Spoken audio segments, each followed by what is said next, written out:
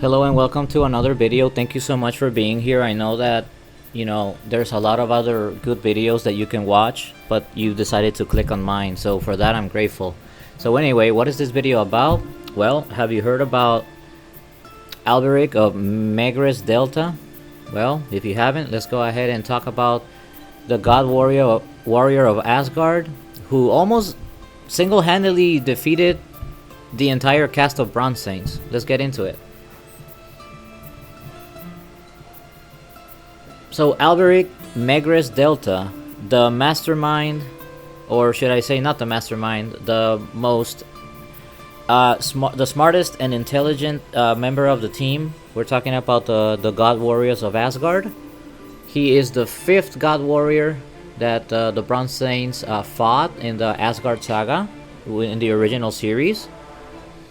And he was a tough nail. Hard as balls. Let me see. His armor is like an undead kind of looking armor. I mean, what I mean is his helmet is like a skull with some thorns, and his shoulders have some like big ass thorns, just like Scorpion's gold armor. And then he has this cool he's red hair, by the way. You can only see one eye because his hair covers up the half of his face. He's a very hairy dude. That sounded terrible, but anyway, let's roll with it. He's very smart. He's very evil at the same time, because his plan is to overthrow Hilda. That's his goddess, by the way, Asgard. Hilda of Polaris. I may make a video on her later. But his plan is to overthrow Hilda and, well, possibly ruling the world. You can never miss a villain like that, right? In, old animations.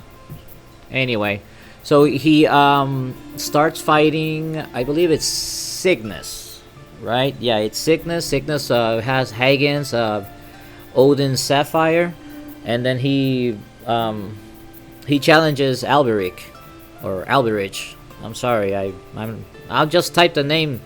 I can't pronounce the name in English. I'm sorry, my bad. Anyway, they fight.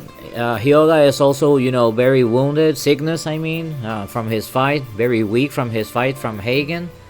So naturally he loses. He uses his diamond dust, not gold dust, diamond dust, but it is ineffective against Alberic. I think he freezes him in like an ice coffin or something, but he breaks 3 because he pulled out his fire sword. Yeah, he has this sort of like crystal blade that he pulls out of one of the many tombs that are lying around in the area, in the icy fields there, and then he burns his way out of the ice tomb, we want to call it. He almost had him, but no, too bad. He had the flame sword on his hand. Hyoga Cygnus misses his chance to defeating Alberic, and well, now that I remember, Alberic cuts his back with the flame sword. No wonder. And if this were an RPG, like, Cygnus is weak to fire. Duh, his main element is ice. So anyway, I think he encapsulates him in the amethyst shell, I want to call it. Coraza Matista. That's basically the name, how they call it in Spanish. And then I think Seiya, Pegasus, comes around, and he's also weakened by his fight versus Thor. The big dude with the 2 axes. He's very badly injured, and then he comes around and he challenges Alberic. I guess they exchange blows. Actually, wait, I'm forgetting something. Cygnus wasn't the first dude that Alberic defeated. He defeated Marin first, because Marin wanted to infiltrate Valhalla Castle and help Seiya out, right? Right. So Marin first fought Alberic, and I remember a very funny dialogue or exchange they had before exchanging fists or blows. Marin says something like, what was it now in Spanish? Because I originally saw it in Spanish, but she says something like, "Are you gonna be the god warrior that will finally defeat us, Bronze Saints or Athena Saints?" And then he says something like, very funny, I was gonna wait until you showed me your face, But if that's what you want, you will get it. So the point of the phrase is, remember that female warriors actually do battle with masks on, so they can't show like their feminine side, like they're, because they're supposedly weak, the weaker gender. So they gotta fight wearing masks. So now that I remember, alberic, does she take her mask off? Sorry, I'm going on a tangent here, guys. But anyway, Marin and alberic fight. They exchange blows in midair. Naturally, alberic wins because he's as strong as a gold saint, and yeah, he encapsulates her on a amethyst shell. And then comes Cygnus. Like I said, he loses. Couldn't trap him in his ice coffin. Then comes Pegasus. I may be saying this story like backwards. It's been a while, guys, since I've seen it. But then comes Seiya, and then Seiya tries to defeat him with his Pegasus meteor. He tries to do the same technique he did to, remember, he did it to Saga in the finale of the 12 Temples, where he clinches to him from the back, and then he jumps into the air and falling, having a free fall with him in his arms. That's the best way I can explain it. He also did it to Moses, Moses of Whale, the first bronze saint. My mind is fuzzy, but I guess you understand what I'm trying to say.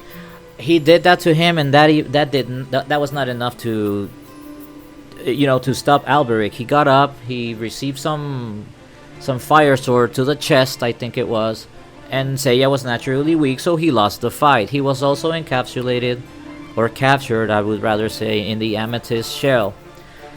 Now, I think our fourth combatant is Dragon, right? Alberic had already taken possession of Hagen's Odin's Sapphire. He already had taken possession of Thor's Odin's Sapphire that came from Seiya.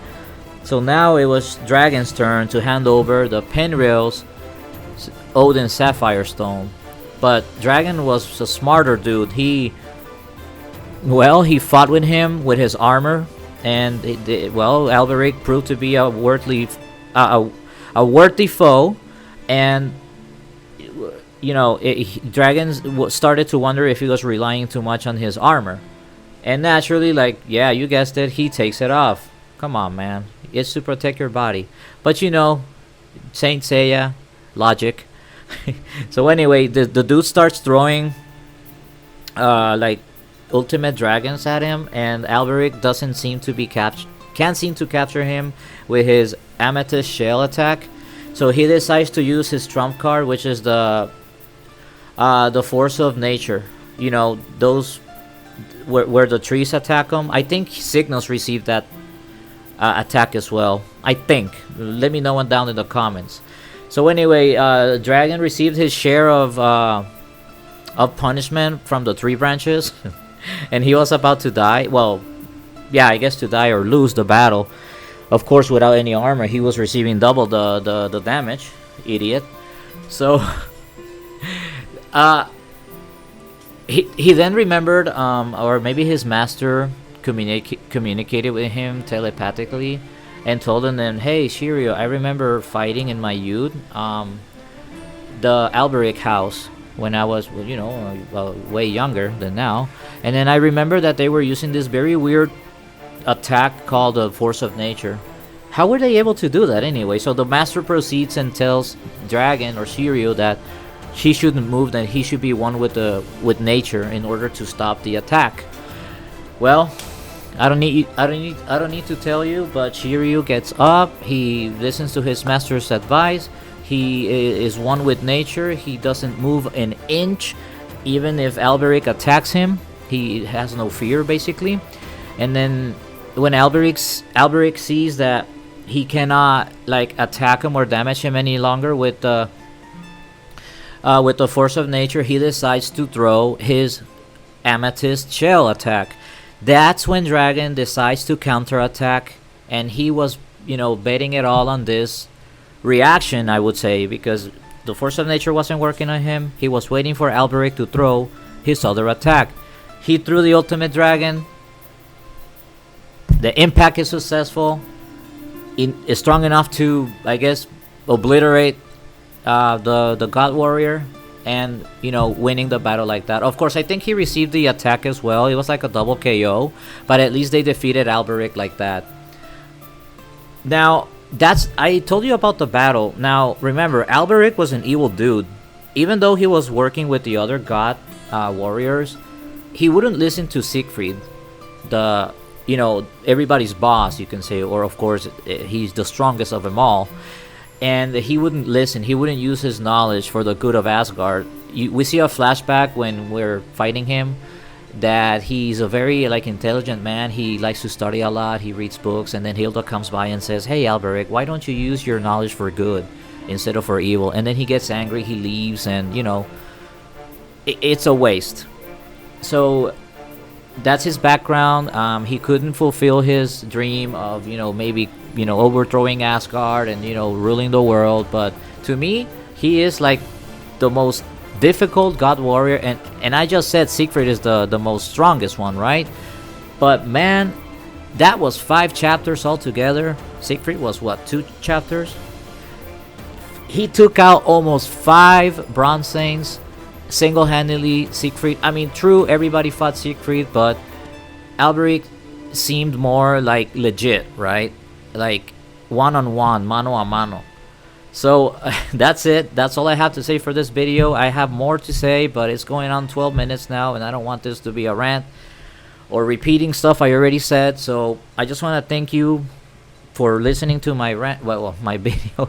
Listening to my video. Thank you so much for being here. If you made it this far, if you like my content, you know what to do, man. There's a red button down there. Support me, and I'll see you on the next video. I'll probably do a video next time, with an actual camera, myself in front of a camera, but I lack the time, man. Please understand, okay? But I'll see you next time, okay? Peace. Take care.